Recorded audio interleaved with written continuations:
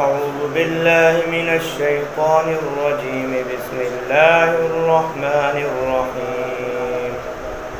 يا أيها المزمل قم الليل إلا قليلا نصفه أو انقص منه قليلا أو زد عليه ورتل القرآن ترتيلا إنا سنلقي عليك قولا ثقيلا إن ناشئة الليل هي أشد وطئا وأقوم قيلا إن لك في النهار سبحا طويلا واذكر اسم ربك وتبتل إليه تبتيلا.